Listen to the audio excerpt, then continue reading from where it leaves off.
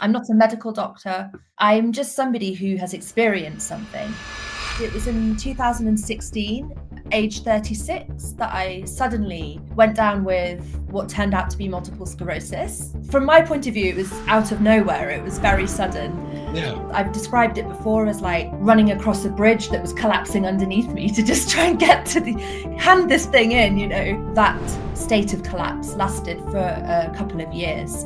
Basically, the life I knew, the busy, people-filled, event-filled life that I knew came to an end. I certainly believe that stress and trauma can tip you into illness, 100%. But I also now believe that diet and environment are big factors. My worst thought is that there's people out there in wheelchairs suffering as much as I was suffering, and they don't have the information. We're on a learning journey. And without pain and suffering, you can't learn and grow. Really excited to have Rebecca Johnson on today, a UK-born translator, author, and health advocate who radically transformed her life after being diagnosed with multiple sclerosis, MS, in 2016. Rejecting conventional treatment paths, she moved off-grid to a mountain cabin in northern Spain and began exploring natural healing. We're going to get into that for sure.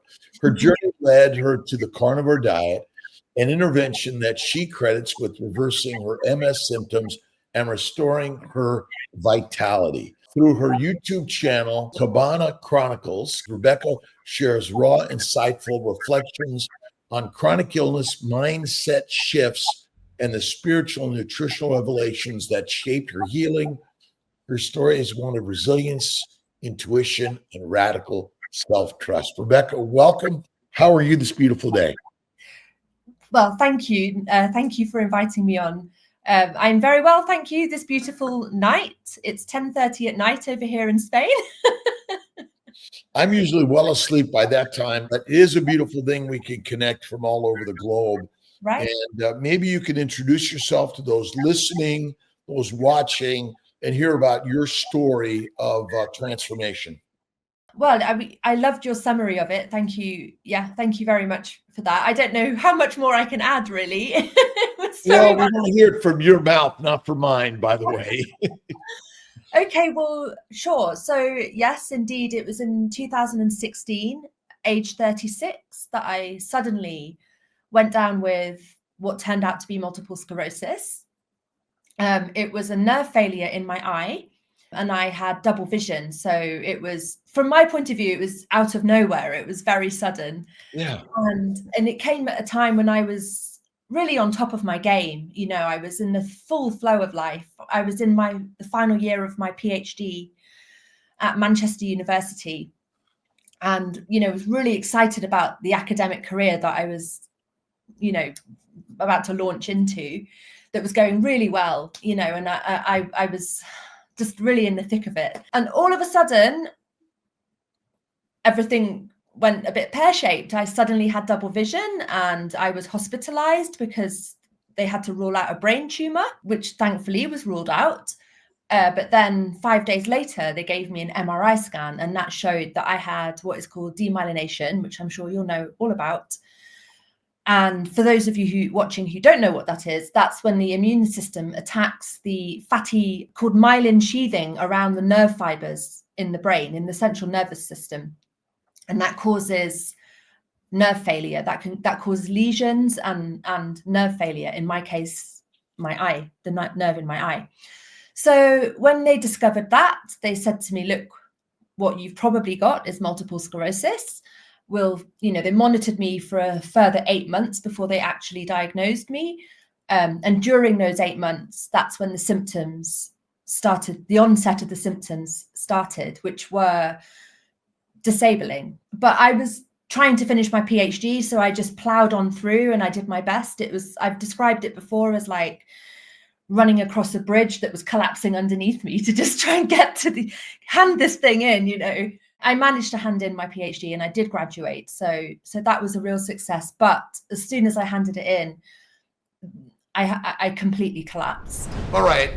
If you're not a member of the Mighty Tribe yet, you must, right? Just go to Kiltz's Mighty Tribe and become a member. It's free. The whole intention is to bring the community of all humans to learn why this is better than this. And we invite all vegans and vegetarians, Mediterraneans, and carnivorians to Kiltz's Mighty Tribe. It's a meetup. It's a place to learn while you've been suffering likely from this, and you'll feel better on this. But what are the nuances of what you can do to feel better, look better, and live better? Because I've done it. And that's why I created the Mighty Tribe, to bring you into the masterclass. Be the master, my friends, and join Kiltz's Mighty Tribe. God bless. And that state of collapse lasted for a couple of years. And it was a downhill slope. I had very severe symptoms of fatigue and brain fog, aches and pains, bladder issues, balance issues. There's a range of things that people with MS suffer from. Often it's quite variable from one person to the next, and also from one day to the next. Suddenly my body became my full-time job. Managing what was happening in my body became my full-time job. And my career collapsed, it disappeared. And basically the life I knew, the busy, people-filled, event-filled life that I knew came to an end. And I was housebound, sober-bound, alone, and, very traumatized basically by what was happening. So that was a couple of years of my life. At the time, I thought it wouldn't get any better than that, because that's what all the neurologists and my neuro rehab team, my doctors, were telling me. They were telling me, look, this is a neurodegenerative progressive disease. This is the best you're going to be. Get used to it. And there's nothing you can take for your symptoms. And they'll give you medication. They'll put you on medication, lifelong medication that has side effects. But that medication won't help you with your daily symptoms. The idea of it is to slow the progression of the disease in the future to some degree.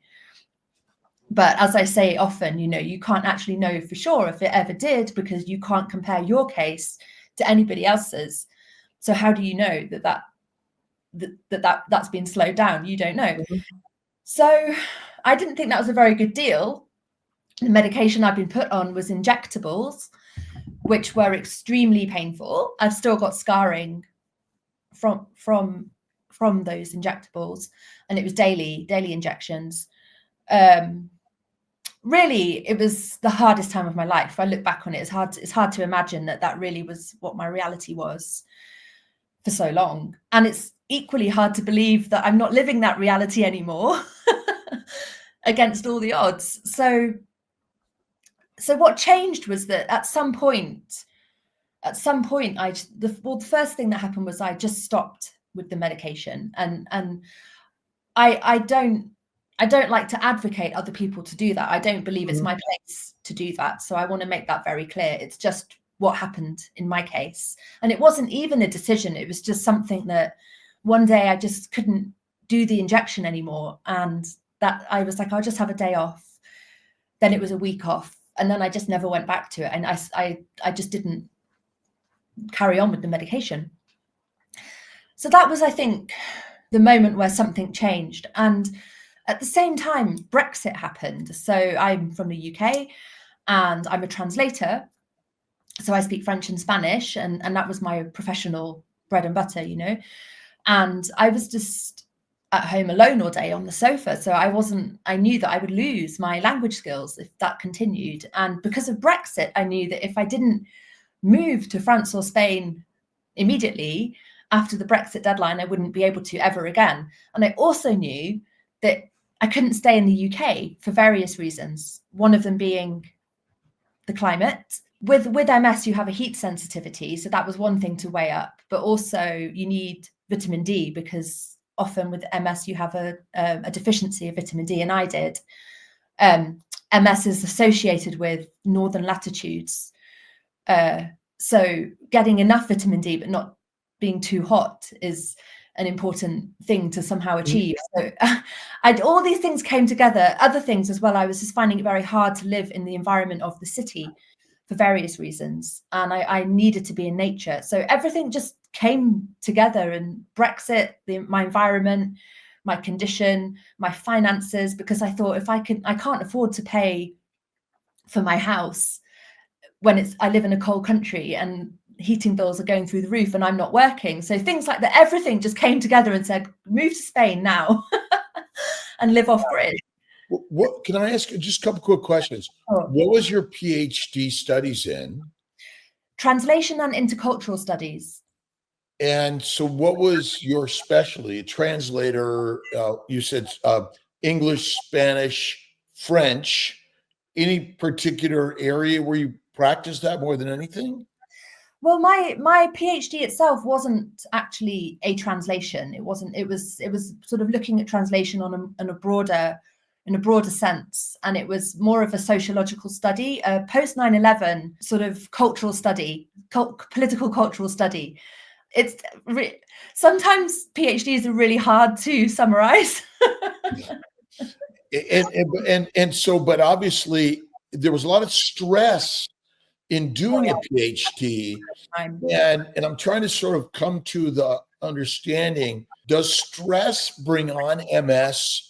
And maybe that was sort of the focus. And when did you figure out that maybe your environment, either your living situation or where you were, latitude, temperature, culture, or nutrition sort of come into this? And you mentioned that you were diagnosed in 2016 with MS, which is a progressive disease of unknown cause. What, it's autoimmune? Is that what they think it is? Yeah.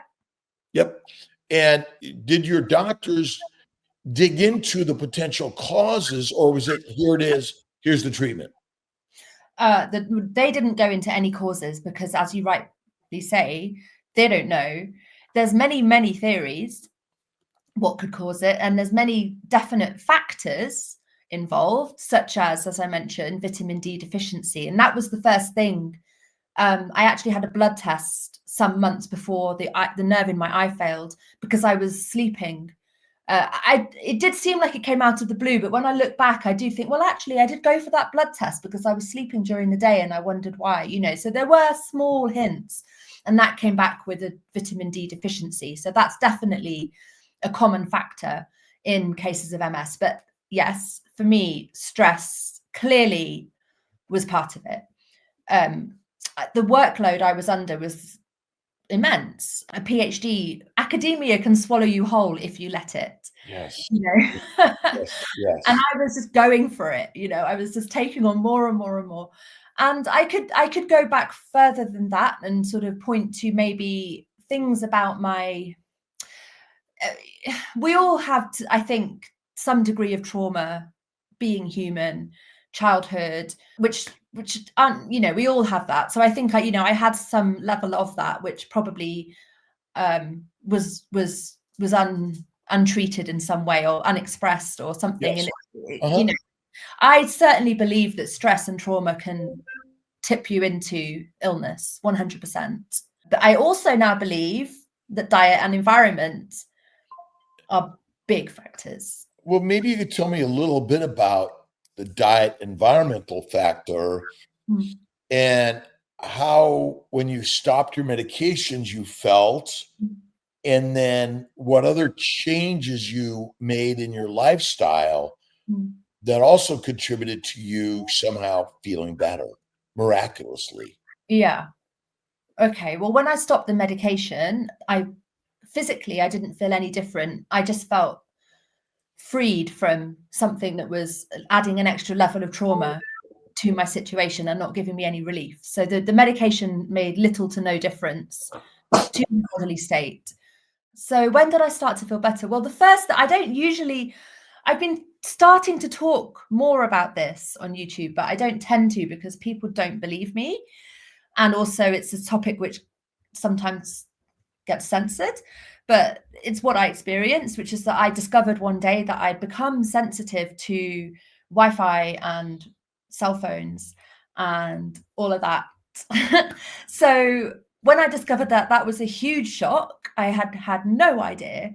that was remotely possible. But once I became aware of it, I couldn't, it was like, once I'd seen it, I couldn't unsee it. I have to say that when you have MS, you become extremely sensitive to everything around you. Heat, stress, lights. You just become much structurally weakened. And anything that happens to your body or comes to your body, you register it sort of 10 times more than you would have before. So it kind of makes sense if you think of it like that, that suddenly there was this thing in the atmosphere that's just constantly being wrapped up more and more and more, that's invisible, but it is there. And I became sensitive to it. So when I realized that, that's when I thought, oh, I don't think I can continue living in the city. And in fact, I'm going to have to move up a mountain because there's nowhere else you can go these days. That's where the mountain came into it. Yeah. Yeah. Not just for that, but for the sunshine, for the being close to nature, spring water, all of that. I just needed to go. I needed to get away from the world, far away from the city, far away from England, because England had become a place of trauma for me. And so it was running away, but it was also running to a new way of life. That's your question was about when I was starting to feel better. So prior to starting the carnivore diet, the thing that made me feel better was moving to the mountain, changing my environment, basically. And that did help. So I was to some degree rehabilitating by the time I found the carnivore diet. In terms of my diet before I started carnivore, I had started to follow a diet immediately after my diagnosis. Before my formal diagnosis, when I first had the nerve failure in my eye, I quite quickly started a diet which is specific to multiple sclerosis. It's called the OMS diet, Overcoming Multiple Sclerosis. So there's a few diets out there which are aimed at people with MS. Famously, there's the Walls Protocol. Dr. Terry Walls. Yeah. Yep. So I didn't follow that because it seemed complicated, and I had such brain fog that I just thought, oh, I can't deal with that. I need something more straightforward. So I decided to go for the OMS diet, which ironically eliminates all saturated fats. Go figure. Yep. It did include fish, but it was like veganism, but it was in some aspects more inclusive than veganism because it included fish. But in other aspects, it was more restrictive because it ruled out saturated fats, which meant it ruled out, like, you couldn't have processed vegan burgers, for example. So it was like a whole food vegan diet that included fish. And I liked that diet. It was an improvement on the previous diet. I'd never followed a diet. I was just, what you would call the standard American diet was basically my diet. Very, very carb heavy. I didn't tend to buy meat not because I was vegetarian, but because it was expensive. I didn't really know how to cook it. So I'd have meat if I went out to a restaurant, but I tended to buy cheap carbohydrate-based food when I was at home. And I never had a weight problem. So I never really had a motive. I didn't understand really about the impact on health of diet because I had lots of energy and I didn't have a weight problem. So I sort of thought, well, I can eat whatever I want to, within reason. Mm-hmm. And so I just had never really followed a diet. So then I went to this strict OMS diet, which I did enjoy because it, like I said, it was an improvement on my previous diet in some ways, but it did not help me feel better. It did not. I'm not going to say it made me feel worse. I think I was I was feeling so terrible at the time that very little could have made me feel worse than I was already feeling. But it didn't give me any strength. It didn't take away my symptoms, and I didn't expect it to. I just, I was just really, it was a psychological tool to feel like I had some level of control or choice in my situation, but it didn't lead to any changes.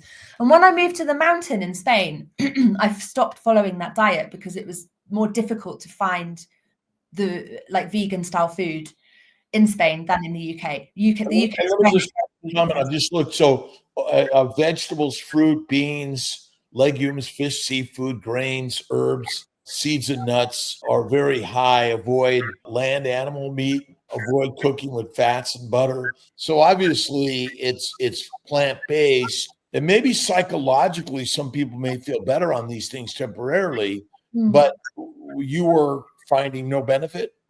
No, like as you say, there was maybe a psychological element. Yeah. And I lost a bit of weight because I was starting to get bloated from all the carbohydrates. So I slimmed. I mean, I was pretty thin anyway, but I slimmed right down. I mean, I was skin and bones. But I didn't look unhealthy for that.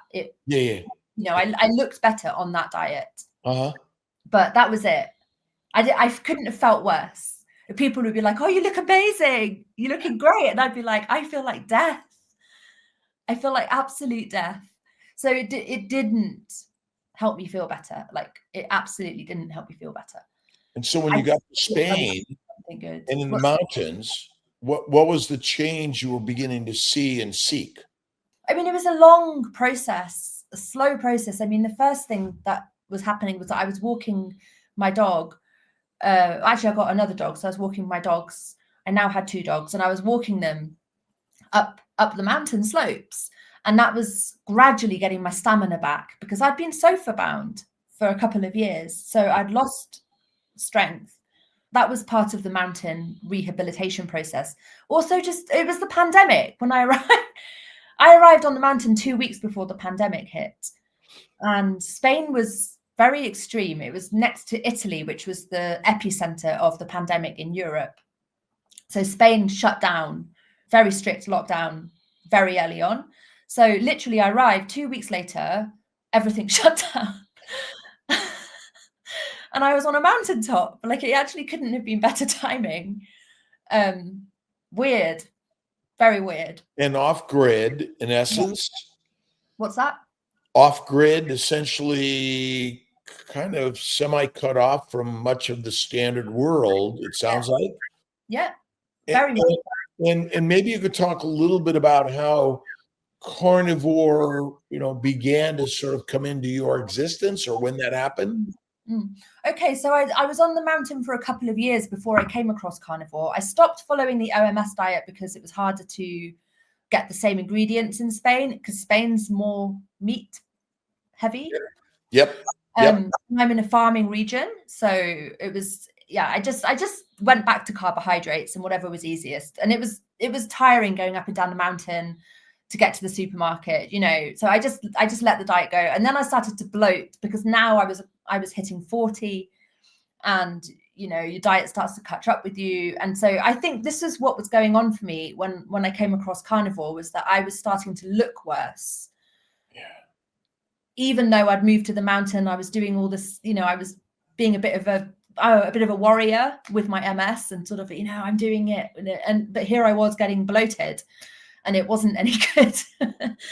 And I hadn't addressed diet. I hadn't really thought about diet other than what was handed to me. This one's good for your MS. That was the only diet I'd ever followed, So with carnivore, I mean, I've never really known why I started carnivore because I didn't do it thinking it would cure my MS or help me overcome my symptoms. I had no idea it could have that effect.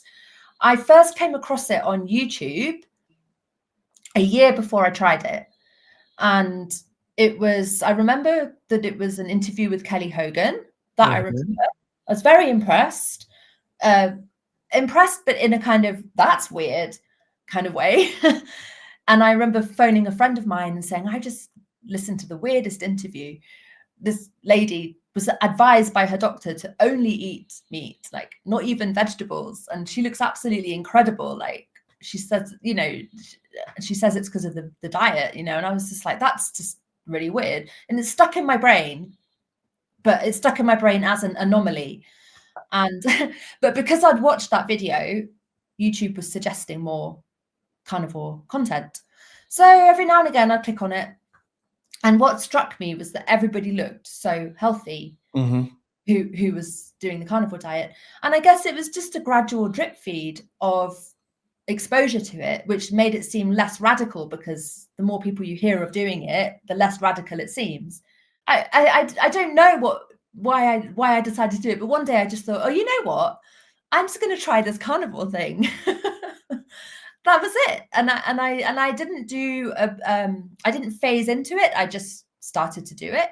I didn't even know how to buy meat in English, let alone in Spanish. So I was a complete fish out of water, and I was having to, look up in the dictionary both what the different cuts of meat were in English and then what their translations were in Spanish so that I could order them. I just had no idea what I was doing. But I started with minced beef. How long ago was this? 2 years ago now, just over 2 years ago. And it's sort of like the things begin to show up on our feeds, and we don't always know why or where it happens. And as you began to do this, tell me how you first sort of put your foot in the water or your toe in the water and felt the way it was going to go. I do remember my first trip to the supermarket to go carnivore diet shopping. I do remember that. And I was so clueless about the diet. I was so like, oh, I'm going to try this thing out without really knowing what I was doing. That I actually bought fruit juice that day, truly believing that that was part of the diet. I didn't understand that doesn't know. That's not so that first week, I guess I didn't do it properly, but I soon figured out that, hold on a minute, no, fruit juice, definitely not. The first couple of weeks were an adjustment period. I remember feeling like that something was missing, which I now realized was sugar withdrawal. It wasn't a very unpleasant feeling. It was just this, oh, there's something happening here. There's something different. I think I had a bit of tummy trouble, but nothing, like I say, nothing too severe. I then went to Morocco because that's where my ex was at the time. He was still in Morocco. He was traveling in Morocco, and I went out to visit him. And so my first month of the diet was a couple of weeks adjustment, then a couple of weeks in Morocco. And in Morocco, I was able to stick to it more than I'd anticipated, because I was staying in a hotel, and I explained to the guy in the hotel that this was my diet, and so he provided carnivore food for me. Wow. It was amazing. Yeah, it was great. I mean, I did have a couple of tagines which have got sauce, when I was out in restaurants, and so I didn't stick to it perfectly that first month, but oh my God, the change within just the first month was absolutely astonishing. My second YouTube video, because I decided to vlog it just as spontaneously as I started the diet. I thought I spontaneously vlogged it as well. So my first video was a week into the diet, and my second video was 30 days in. And that 30 days video was where I'm sort of back from Morocco, and I'm like, oh my God, is this real? It was my strength. It was the strength and energy that came back to me that I had not felt in years, that I had forgotten what it felt like to be able to wake up in the morning and just get out of bed and get on with my day. I didn't have that for years. Even though I'd moved up the mountain, I was still struggling. I wasn't as bad as when I'd been in the UK, because I was using a wheelchair. I didn't even mention that. I was using a wheelchair when I was in the UK, and walking canes. Wow. I wasn't confined to a wheelchair, but I needed the wheelchair from complete body weakness and exhaustion. I would need it to get from the living room to the kitchen. And that was in your 30s when you were feeling that. And your MS doctors put you on medications, injectables, biologics. Where are you now when you're starting carnivore? You mentioned you stopped the medications. Mm-hmm. And have you been back to the doctors to have this conversation about what's going on? I have indeed. I have tried. and drum roll. They absolutely do not understand why I'm so well, but they completely reject my approach to it. So I say I've got one neurologist. Well, I've had two neurologists in Spain since I started the diet in Spain, and I don't have private health insurance here. I'm in the state system, so I am assigned a neurologist, and that's in the region that I live in. So I have actually moved regions a couple of times. I no longer live on the mountain cabin. I've moved a couple of times. I lived in the cabin for 4 years, and then I moved to Galicia, a different region, and now I've moved back to the original region, but to a different place. So the point being, I've changed neurologists twice, and that first neurologist, we always like got into fights, basically. Yet symptomatically, what symptoms do you still carry of your MS? I'm totally symptom-free. I'm completely symptom-free. I never think about my MS. I just don't have the symptoms. And what's your current diet now? Carnivore. And is it steak? Is it chicken? Is it fish? Do you do milk products, cheeses, and things like that? Yeah, okay. So over the past 2 years, I guess I've changed my approach. I've sort of, experimented with different approaches to it. At the moment, I would say that I'm trying to reduce my dairy. I've been open to having all types of meat, fish, poultry, and dairy. There have been times when I've included avocado, mushrooms, and then decided to maybe cut those out again. Like I have it. Oh, eggs as well, eggs and bacon and things like that. So I've changed the way that I've approached the diet. For a long time, my main diet was 4 eggs and a pack of bacon in the morning, followed by in the late afternoon, a large quantity of beef. That was my main diet. So bacon, beef, and eggs. Mm-hmm. The standard. Yeah. Right. So that was my standard diet for a long, long time, and just sparkling water in between, tea and coffee as well. So at the moment, I'm kind of off eggs because I developed a histamine reaction, eczema. And I don't know why. People have told me it's the egg whites and that maybe it's the feed that I'm giving them, which is actually basically grain. I'm giving them processed grain. So I have 7 chickens. That's where I get my eggs. And I've currently got a huge surplus of eggs because I've stopped eating them and I'm getting 7 a day. It's madness. But I think that the issue is the food that I'm giving the chickens. So I need to address that. And I'm starting to introduce eggs in smaller amounts to see if I can tolerate that. I'm sort of learning along the way. I've also recently become much more attracted to lamb over beef, like big time. I think I wouldn't go as far as to say I've become bored of beef, but I've just become massively attracted to lamb, and I want nothing more than to have a couple of sheep of my own so that I can have a year-round supply of lamb or mutton. That's just a preference thing, though. I really, really like lamb. And symptomatically, you have no symptoms now. 0. Your doctors think it's just a miracle, a fluke, or that you obviously the medical system around the globe basically haven't espoused diet to the cause of this. It seems to me, say in America at least, they still recommend a similar plant-based, low animal fat diet, and it's just like genetically or environmentally, we don't know, idiopathic we call it. And so what's your motivation to share this? Listening to some of your blogs, very inspiring. What's your intention here? Why are you doing this? Well, because I would really love other people to have the information. I don't want to tell people what to do. I found it very tedious when people would tell me all the time what to do about my illness when I was very ill, as if they knew better than my doctors. Although right now, I do think maybe people do know better than my doctors did. But I just want to get the information out there because I'm not the only one. Diane Ladd, who I believe you know. Yeah. Yeah. She has also reversed her MS symptoms on the diet, so that's 2 of us just to start with. And we're quite closely connected now. And we did our first live just earlier this week, actually. And, we both, we say to each other, this is really powerful that the both of us have experienced this.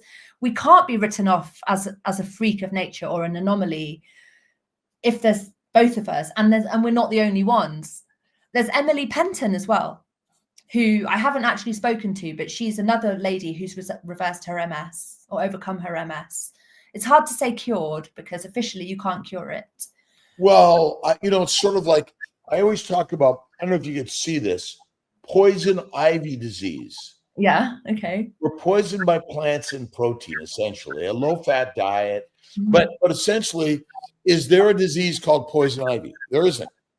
It's a condition where you have an exposure and then you develop a rash, but it can be also on the outside or the inside. Oh. And so in essence, your poison ivy disease isn't in remission. You just remove the exposure. So is it likely we've simply removed the exposure to the plant contaminants and or antigens or poisons that cause our damage, and voila, we are cured or healed? But if you go back to a standard deadly global diet, which is plant-based and low animal fat, you're going to get it again. I mean, I do question what's happening because I'm not a medical doctor. I'm just somebody who has experienced something. And what I've experienced is very real. It's consistent. I haven't had a single MS symptom for 2 years. My brain scans have come up with no new lesions since I started the diet. What is happening? I came to the diet not expecting it to work at all. It worked. So now I'm kind of going backwards and thinking, well, what might be the mechanisms behind why it's worked? And I've come to believe that it's a combination of elimination of sugar, of gluten, of whatever might be causing inflammation in the system and causing the immune system to respond like that.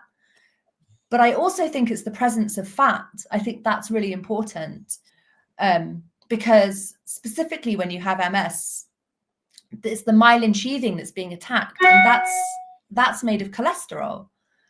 I mean, the body makes cholesterol for a reason. It's not bad, and it needs it in order to presumably make the brain work properly and repair the damage.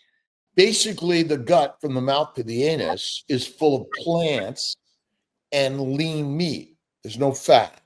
Right. Microbes love that, number one. They ferment from the mouth to the anus, and they make heat, alcohol, aldehydes, and methane gas. Those are all poisons for the human body. Plus, the microbes migrate.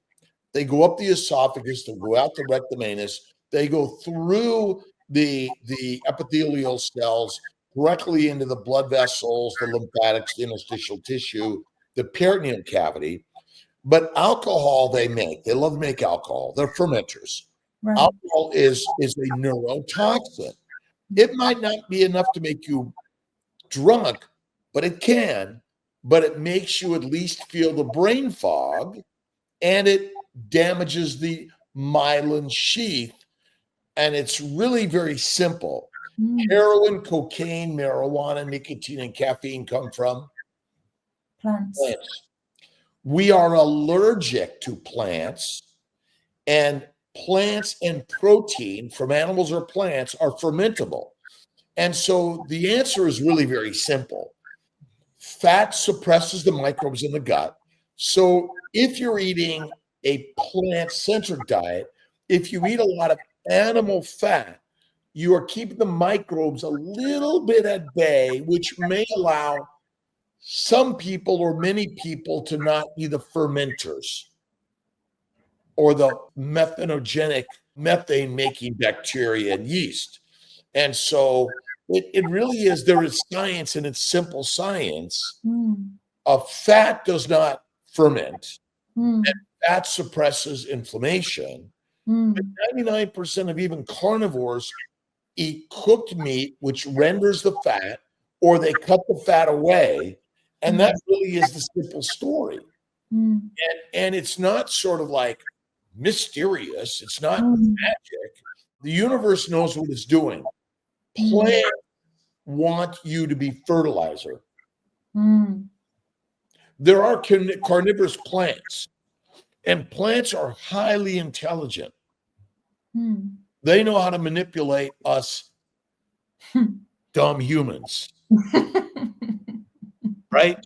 We will line up for coffee, tea, alcohol, and anything made from a plant in the form of bread, pizza, a sandwich, XYZ. And in general, nobody's lining up for a fatty raw ribeye steak to eat, are they? They're not. No, people have fat phobia. They're fat phobia. They're afraid of eating fat and being fat. But if there's a famine and you're not fat, you're fertilizer fast. And these ideas are very radical, but the concepts are simple. Very simple. The plants fermenting in the gut damage the glycocalyx, which allows the epithelium to be eroded, leaky gut, allows things to get in and out of your body that, like, what's going on? And the myelin sheath, but it's everywhere in our body, by the way. Okay. It's broken down because of chronic, systemic, localized, and acute inflammation that starts from the day your embryo is implanted in your mother's womb. Think about it. And then the microbes, they migrate out the rectum anus into the woman's vagina, into her cervix, uterus, tubes, ovaries, but it migrates everywhere. They're not just sitting still. I mean, microbial infections are still one of the leading causes of all death and disease. Really? 100%. Almost 8 million people every year die of infections, probably greater, because they're all related. Think about it.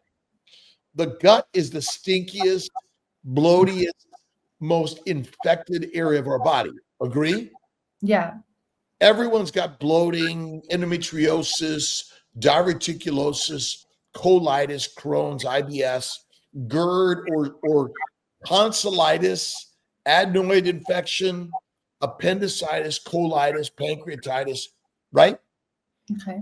Those are all infectious diseases. Right. Infectious. Right, because it's the microbes that ultimately cause most of the damage, which then cause the breakdown of the cells. And in a closed environment, anaerobic environment, again, the mouth to the anus is low oxygen level. It's an anaerobic environment. It's basically a methanogenic environment. The microbes love you. And good microbes, the microbiome that we're taught is so important. And here's a probiotic.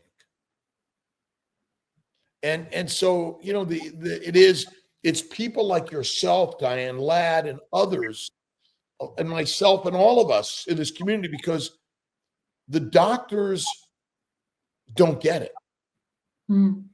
And it really is a community globally, socially, sharing your experience and your story. Yeah. That is changing lives. It's so simple, like you say. I mean, it feels like it can't be real that I just started eating meat and I don't have MS anymore. I'm 69, almost 70. I've been a carnivore for nearly 15 years. Before that, it was keto and paleo and Weight Watchers and Atkins and all the stuff. I was a massive exerciser. Now, basically, I eat ribeye steak, typically one meal a day, rare butter and salt. I have some bone broth sometimes, not always. And I go for walks and I do a little light weights. I go to work every day. I love sharing and bringing people like yourself that we can connect from all over the globe. Yeah. In all sorts of different languages. And we're, you know, this meat-centric diet, and we have no requirement to eat a plant.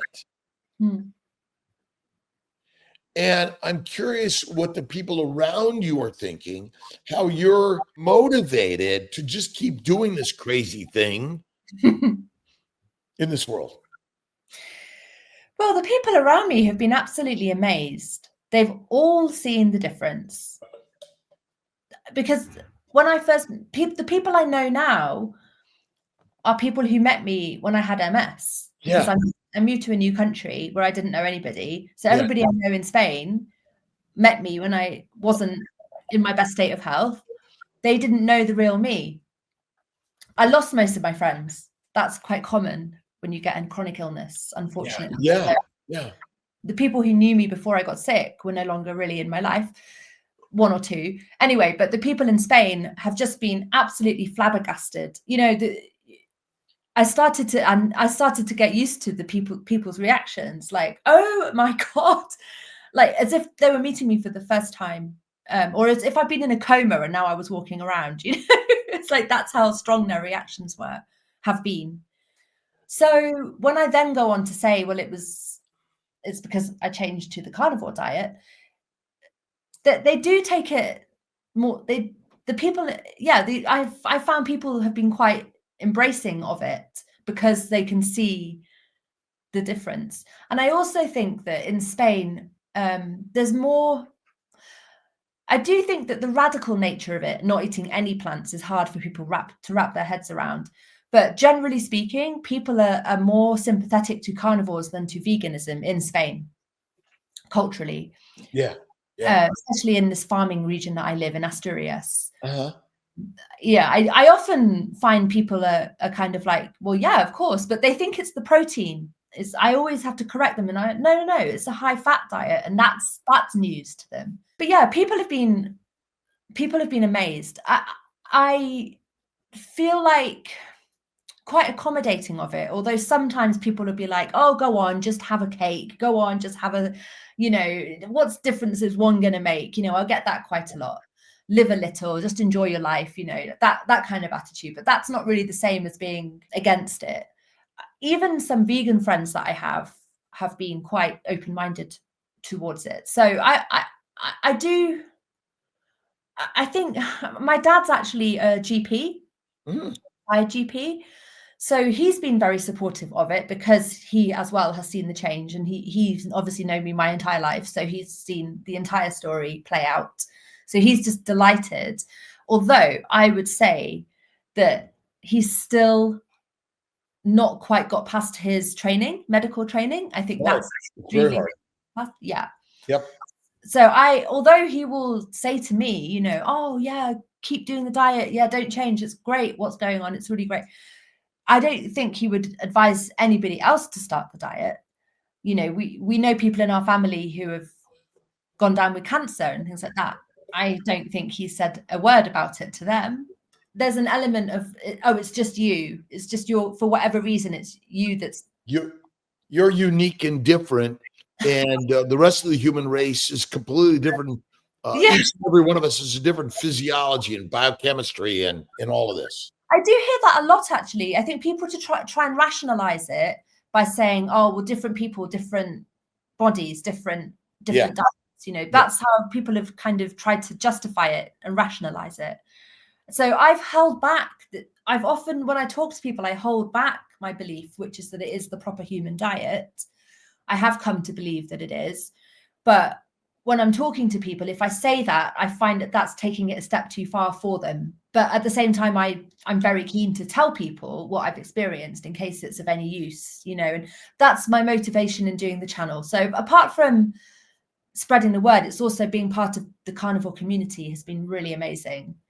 I mean, this community is pretty remarkable. Have you been to or created any meetups and communities in your area?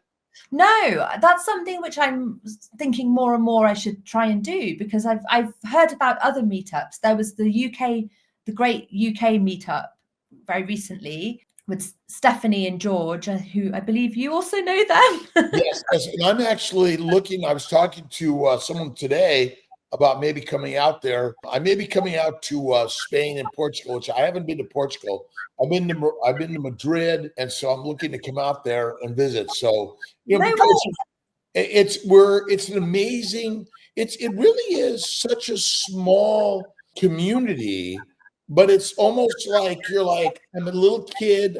I've found the fountain of youth, and you want to tell the world. Yeah.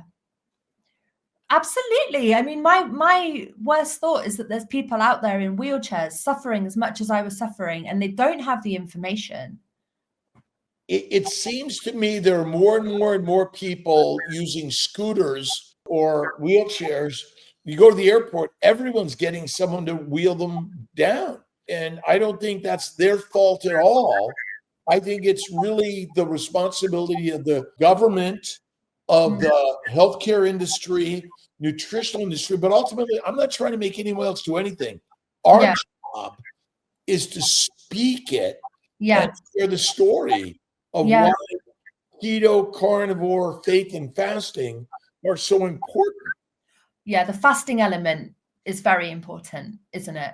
At the very beginning, I didn't do the fasting element, and I hit a plateau, and I realized, and I've started fasting again, and then I was like, oh, actually, this is amazing. I remember that being part of my journey, kind of it, clicking that. Do you do much? I mean, I just did a 15-day fast. What? Yes, 15 days. I typically will do 5 days to 7 days quarterly. I'll do 2 to 3 days monthly, and I usually eat one meal a day, usually at night. And that's my standard meal. It's 99% ribeye steak, rare to raw, or hamburger, rare to raw also.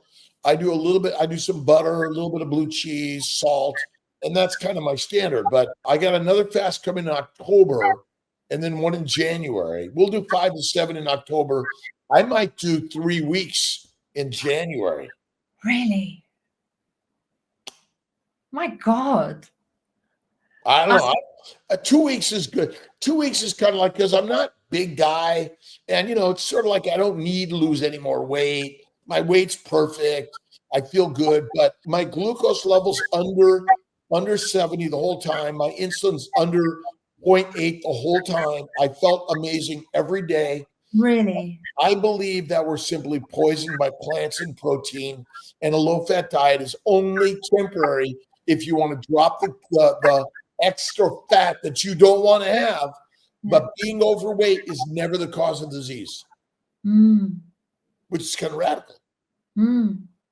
Question: do you have any favorite books or ideas that you love to listen to or follow, or spiritual experiences or practices that you also add to your healing journey? Wow, what a question. Spiritual. Stories. I'm a story guy, and I always love stories. I love Game of Thrones, Think and Grow Rich, The Power of Positivity, The Alchemist, Paulo Coelho. Beautiful book. I love the stories of the Vikings and the Great Britain's evolution and the world in general. And I think that's one of the things about being in the carnivore space. I mean, I was raised Catholic. I became an atheist. I found meditation, prayer, positivity, and connecting with kindness and generosity. It's something that's very, I actually focused on that before I found carnivore. When, like when I found carnivore, I'm like, why didn't you tell me about this before? I love your question. Honestly, like I've had a few interviews and no one's asked me about stories before. I love stories. I actually write my own stories. I like to write. Well, tell me about it. Well, I did write a novel when I was at my most sick. And I self-published it. What's it called? Oh, it's called The Immaculate, but it's not gone anywhere, and I self-published it. Amazon? It's on Amazon. Well, actually, I took it off, but I believe the ebook might still be on Amazon. I don't know. I might re-release it at some point. You should. Because The Immaculate. Yeah. And what inspired you to write that story, and what was the foundation of the story? I mean, this is going far from the carnivore diet. This was before I started the carnivore diet, so I don't know if this is relevant to our interview since you're asking. I started writing it when I first got sick, because one of my best friends of 17 years basically walked away from one day to the next. She just dumped me. And I was absolutely devastated. And I thought, well, instead of sitting here feeling sad about this relationship, I'll write it down. So we had lived together in Mexico for a number of years and had lots of experiences together. So I started writing down our friendship. And I also thought, well, since I might now be disabled, maybe I'll never travel again. I will write down my life the best parts of my life, which were in Mexico. I loved living in Mexico when I was in my 20s. And I thought, I'll write it all down before I forget it, because I won't be able to have these experiences ever again. So it came together in a fictional story, writing down our friendship and Mexico, the Mexico that I love. And it came together in a story, but mixed with that. And that this taps into your question, what do I like to read? What spiritual or story-based things do I like? And I love alternative histories of the human race. I absolutely love them. I mean, I don't know if they're true or not, but I just think they're the most fantastic stories. And I got quite into that when I was really sick. So I wove an alternative theory of human origins into my novel. Do you want to share some of the simplicity of your story, the basics?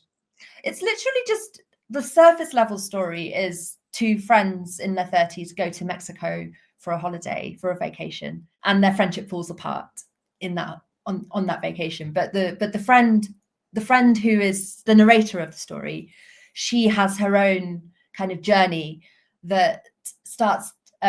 You could interpret it as hallucinations from a drug, or you could interpret it as she's in touch with like a past life. It's open to interpretation, and it's so she starts getting these flashbacks of a girl in a cold environment, and she doesn't know, and she's searching. It's quite, I don't want to say too much because it's kind of, it gives away too much of what the interpretation might be of it. But yeah, she has this kind of inner journey going on where she's searching for something inside herself, and that there's one chapter in the novel that goes back to the Ice Age, and that's where the alternative human history story comes about. And that was inspired by an author called Graham Hancock, who, have you heard of him? Mm-hmm.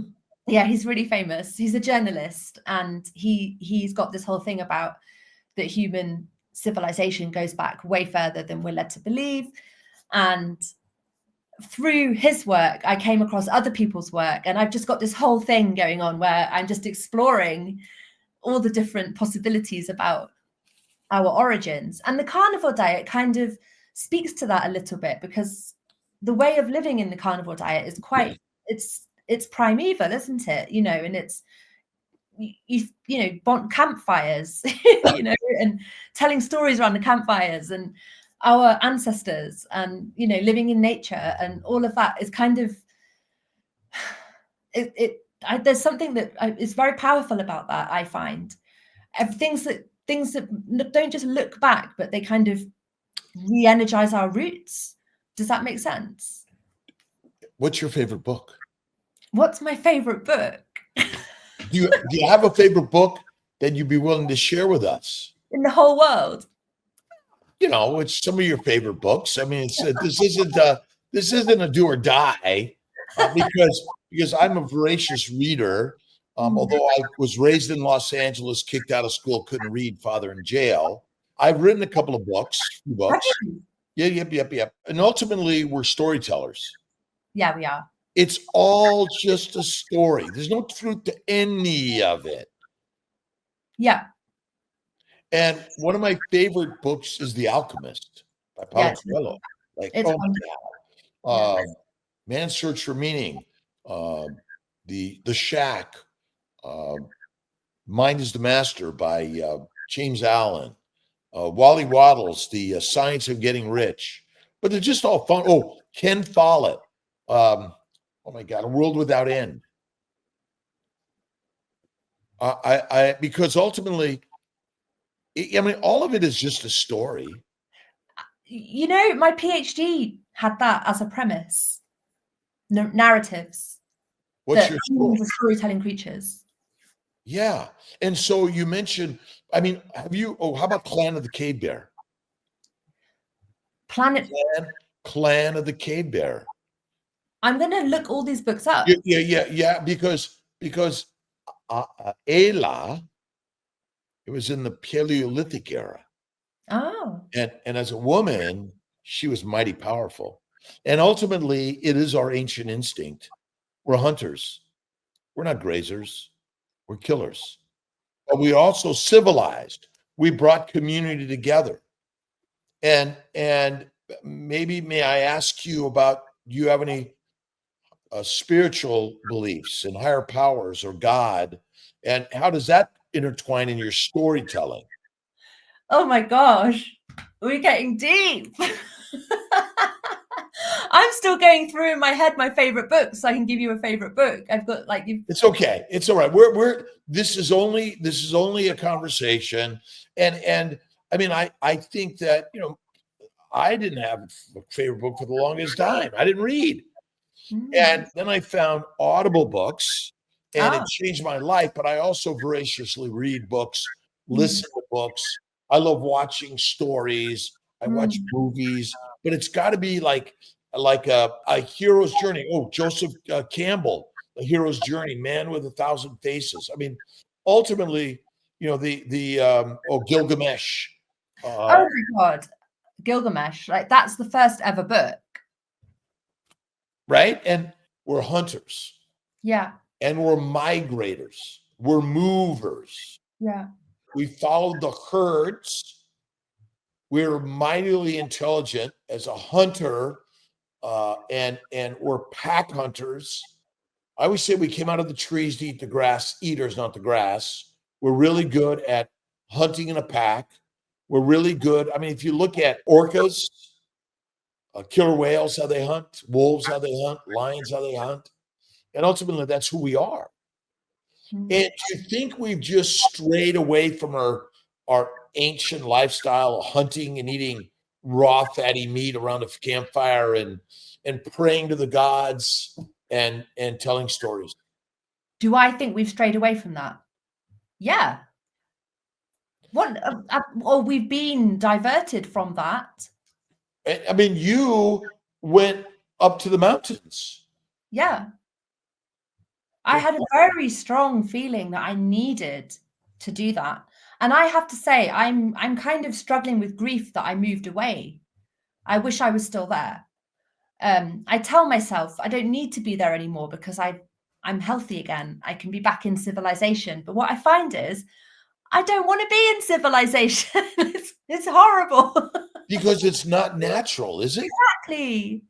Exactly. And I yearn for the mountain sometimes. And I do think that I might end up I can't go back to the same cabin because I sold it. But I do think that I will eventually go back up a mountain. I miss it. There is a draw for mountains and water. Yeah, both. I have very strong attraction to both. And I want to answer your question about my spiritual beliefs. Yeah. So also I've thought of, while you were talking, I've thought of two books that I love. The Sheltering Sky by Paul Bowles. Very weird book, but what made me think of it is when you were talking about us being nomadic and moving, and it's about an American couple who end up in the Sahara Desert. It's very, very weird, quite bleak, but I love it. And another one is The Poisonwood Bible. Yes. Very good. Oh, I just loved it. I loved it. Years. I need to reread it. It's been years. Yeah. But spiritual beliefs, that's a missionary family in the Poisonwood Bible, isn't it? I was raised Catholic like you. Not very strict, but yeah, I used to go to mass, and I've done all of the First Communion and all of that. And I've kind of explored religion as a young adult. I've explored different religions, and I've come to now feel that I certainly don't think that this life is the be all and end all. I certainly believe that consciousness transcends the body, and that this is a temporary host that we're in, which needs to be respected. It needs to be treated well. If our lives are to be happy, we have to eat the proper diet. We have to live in the proper environment. But nonetheless, that when we die, I fully believe we will carry on. Our consciousness carries on. And I've come to feel that maybe we come back in. I'm constantly evolving my spiritual beliefs, I have to say. Like, I feel like at the moment, that's what I believe, that sure, there's probably other realms, and maybe I don't understand, and I wouldn't claim to know what's going on, but I wonder whether we do come back in and have another go at life, have lived many lives. We're dreamers. We're storytellers. We are dreamers and storytellers. Yeah. So whatever story we want to tell, we tell it. Yeah. And our world is created by those stories. Correct. And that's the beauty of it. Mm-hmm. And so you can change yesterday by the story you tell today. Yeah. And you want it to be a good story or like an ugly story. Which one do you choose? Yeah. Right? Yeah. Yeah. And that's a very simple truth again, but it's so hard to put into practice, because our lives can be very, very difficult. Human life can be very, very difficult. Well, ultimately, I always say that what good comes out of easy? Nothing. Yeah. We're born for hard. I mean, it's a miracle that we're even here alive in this world, and our job is to make the best fertilizer. And we're on a learning journey. And without pain and suffering, you can't learn and grow. You know, on my channel, I've at times put out videos that are more negative in nature, in tone. And I've received some, I mean, actually, the comments that I received on that were actually really supportive, and people saying that they related completely. But I've also come in for some criticism for that as a carnivore, that carnivores need to be putting out this positive message, and here am I putting out.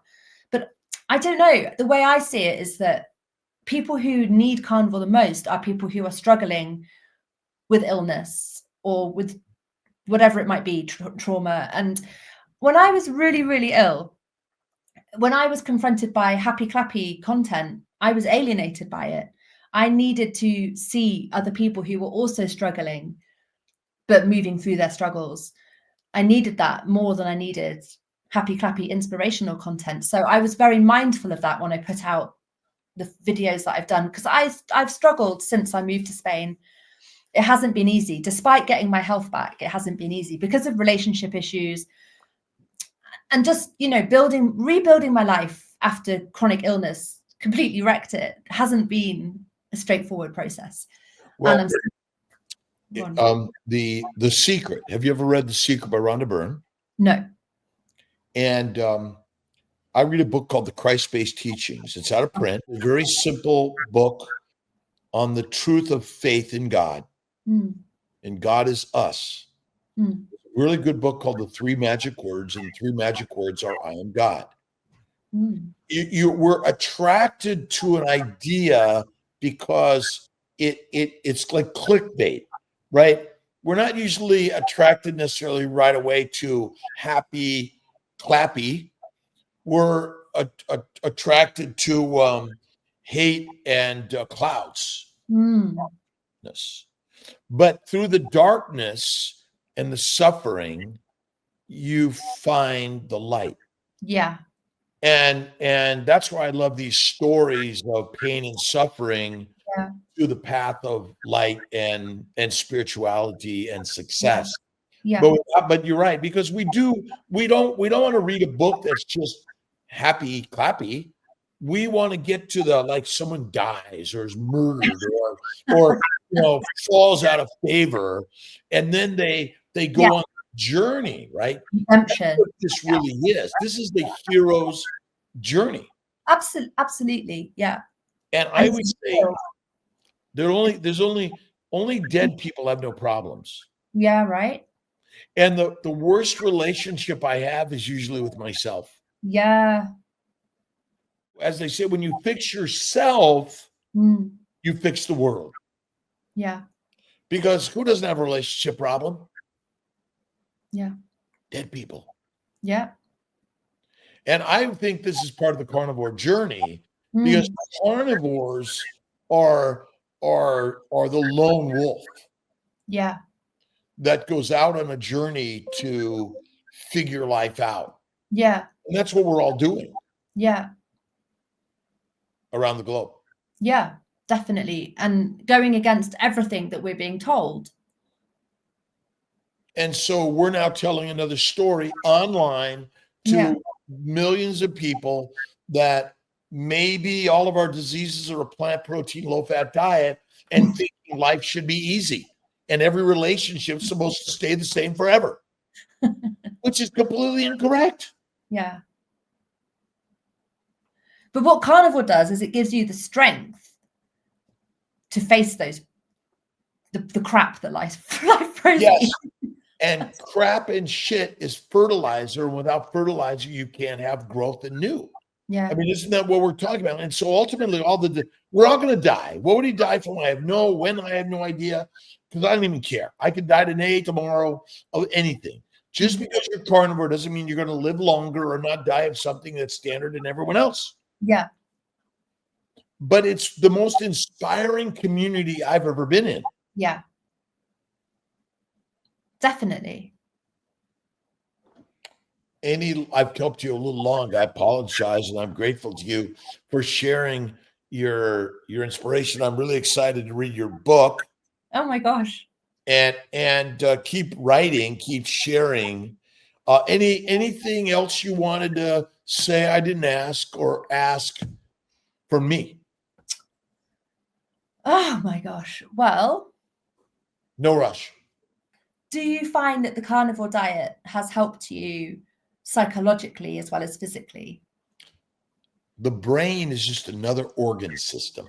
Yeah. And when it's damaged by plant protein, low fat, and 3 to 6 meals a day, it damaged. It's depressed, it's anxious, ADHD, OCD, suicidality, psychosis, schizophrenia. Every disease, in my opinion, is a plant protein, low fat diet. And when I went carnivore, I was doing meditation, prayer, visualization, doing all the little Reiki things and gaga stuff. And when I went carnivore, I was like, wow. It's like, now I know God. Really? Oh, it's the clarity. And I feel the very best. And I think carnivore is the game changer for all humanity. It's not easy. It's hard.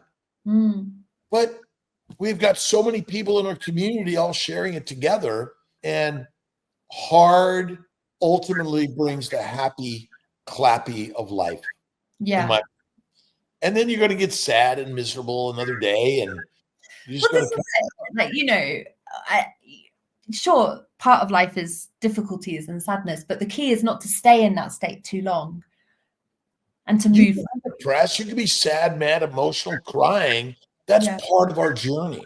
Yeah, we have to face that. We have to face that. We can't turn away from it. It's absolutely part of it. But we face it so that we can then move back into the light. And carnivore faith, fatty meat, and fasting fix this. I mean, it's really radical. You know, that's why I went on my 15-day fast. That's why I do my 1 meal a day. That's why I eat rare, raw, fatty ribeye steak every day with salt and butter. And that's why I read my Christ-based teachings or Think and Grow Rich or whatever it is. That's why I love communicating with people around the globe. We're all learning and we're sharing different ideas. You know, we've been through loss of family, friends, relationships, divorce, whatever it is. That's just normal. Nothing wrong with that. Yeah. That's what we need to do, is we need to make it like, okay, like, so what? Yeah. Here we are. So, you know, I love Byron Katie. I don't know if you've ever read Byron Katie. No. Katie, Loving What Is. But, you know, it's kind of like, so what? right? Wait, so what? Or that's a great story because we love watching and listening and reading stories. Yeah. So your suffering is for a reason. Yeah. No good art comes from like a happy life, does it? No. No, stories definitely need a central conflict. They need they need trouble. Or it isn't worth reading. And the Poisonwood Bible, I mean, the Bible is full of suffering. Yeah. And that's the beautiful story. Yeah. And you get to a point in life, you want connections and community. Yeah. And that's where I find that this part of life for me, the carnivore, keto's good. Carnivore is like, oh my God. And listen, we invite vegans, vegetarians, Mediterraneans, pescatarians. I don't care if you're an atheist, agnostic, or spiritualist. Everyone's welcome in this community. Mm. You don't have to be anything but who you are. Yeah. That's the beauty of it. Yeah. What we are as humans. Yes. Love and forgiveness. Yeah. Is really important. By we keep on reading the stories and listening and sharing, and it's good and bad, right and wrong. It's beautiful and ugly all at the same time. Yeah, absolutely. What part of Spain are you coming to? Well, Barcelona. Okay. Somewhere in Portugal, somewhere in Nice, and then my daughter just got married last year, just had a baby this year, and her husband's from Martinsicuro, Italy, which is east of Rome, and my family is originally from Italy, and so there's little nice family ties. So, lovely. Yeah. So I will make it a point to reach out, but I think meetups and just saying, hey, we're having a carnivore meetup. If you're carnivore curious, or you're already carnivore, or you're like just want to hang out with some good people, come on down. I really want to do a meetup. Like, I was Diane invited me to the Boston carnivore meetup, but I couldn't wrap my head around traveling to the States. But that's because of my years of being ill. My world just got so small, and but I think I'm moving into a place now where I could probably catch a transatlantic flight like I used to, and it'd be fine with it. But I'd love to do something in Spain. Again, I talked to someone from England this morning, talking about something later this year and next year. But I think there's something in Spain. My good friend Angela Lero, Meat Mind, and Scott Everson, Meat Stock, Hack Your Health. In November, I'm going to be talking about some of these ideas. I think insulin resistance is bullshit. It's liver damage. And we're basically, a high protein diet is deadly. And the microbes want to make you meat, food, fertilizer. Right. But it's really simple. This is not, science is messing it up. We're talking science. Oh, this is the science. It doesn't matter. The science is wrong, in my opinion. Don't you think people talk about science almost as if it's God, because science says, and it's like, science is an ongoing discussion. It's not a closed thing that you just have to obey. It changes in the face of new evidence, or it should. Well, but it's still just a story. Yeah. And we will live by the Bible. The Bible, the human Bibles are truly the human story. It's our social cultural. Religion is just our social cultural exploration of life. Yeah. The only truth is we believe it, but the truth is God, to me, is the only truth, because God is us and we're the storytellers, and science is just another story. Yeah. The problem is we're relying on science and medicine and the propaganda of the proletariat, or whoever they are, and like somehow we know the answer. No, God does, and God's within us. And get back to the heart of the matter. The soul of life is that we're lions. No, we're not sheep. We eat the sheep. We eat the sheep. You must eat the fatty, raw to rare meat to be healthy. But if you're cooking it, Podger's Cats is a really good story. You're actually going to be sick, in my opinion. Oh. Yeah. If you read the basically cooked meat is not as good as raw fatty meat. And a protein-centric diet is a deadly diet. Very crazy, though. Yeah. Very crazy. Interesting. So very, very interesting. You're amazing. And we look forward to having you on again. And I'd love to be on your channel. And keep writing the stories. And the pain has a purpose. It's for publishing. Yeah. The story. So our children's children can have stories to tell to their children. Makes any sense? This has been my favorite interview ever. Thank you. I've really enjoyed it. I love the direction you've taken it in. That's wonderful. It's what you put in the mind and the mouth that matters most. Yeah. You put in the mind and the mouth and the motion of your life, meaning that the motion isn't to be sitting and just watching us. Put some headphones on and go for a hike in the hills and listen to us, right? And suffering is strengthening. Yeah.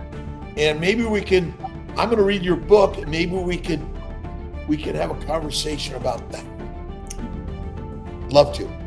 I'd love to. Thank you so much. Thank you so much. It's been lovely to meet you. It's really great, and I'm grateful to everyone listening.